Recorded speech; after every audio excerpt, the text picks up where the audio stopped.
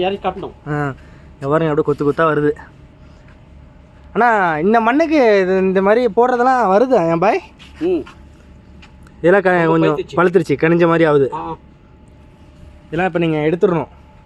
நாளைக்கு திருப்பி சாயங்காலம் ஆர்டர் இது வந்துச்சுன்னா அப்படியே ஃப்ரெஷ்ஷாக இருக்குது மக்கள், நல்லா ஃப்ரெஷ்ஷாக இருக்குது. அப்படியே இன்னும் தோட பெருசு வரும்.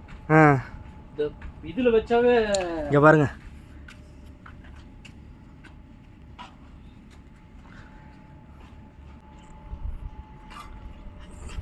ஃபுல்லாக பழுத்து இருக்குது. திருப்பி அடுத்த லோடு நாளைக்கு ஏற்றுவாங்களாம். தக்காளி தோட்டத்தில் இருக்கேன். சவுதியில் தக்காளி வேலை தான் ஃபஸ்ட் டைம் நான் பார்க்குறேன். இதெல்லாம் கொடுத்து வச்சுருக்கணும் எனக்குலாம். இந்த மண்ணுக்கு இப்படி தக்காளி போட்டு நல்லா மெயின்டைன் பண்ணுறாங்கன்னா ரொம்ப பெரிய விஷயங்க. இவ்வளோ ஹீட்டுக்கு எல்லாம் ரெடி பண்ணி அவ்வளோ பராமரிக்கிறாங்க சூப்பராக. பார்த்தாலே உங்களுக்கு தெரியும், அப்படியே சவுப்பு சவுப்பாக இருக்குது. அப்படியே என் பக்கத்தில் தான் செம்மையாக அப்படியே சவுப்பு சவுப்பாக லட்டாக இருக்குது, சூப்பராக இருக்குது.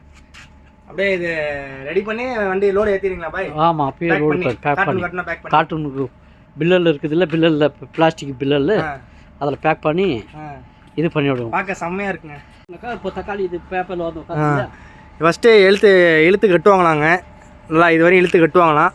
தக்காளி நல்லா பழுக்கிறப்பறம் அந்த கயிறை லூஸ் பண்ணி இறக்கி இப்படி பேப்பரை உழுவுற மாதிரி கட்டிடுவாங்களாம். தக்காளி வளர்கிற வரையும் இழுத்து கட்டியிருப்பாங்களாம் இந்த கம்பி இவ்வளோ தூரத்துக்கு, என் கை தூக்குற அளவுக்கு. இந்த ஹீட்டை வெளில தள்ளுறது அந்த ஃபேன் ஓடுது பாருங்கள் ரெண்டு சைடும். இந்த தக்காளி நல்லா ரொம்ப ஹீட்டாக இருந்தால் வீணாயிரும்.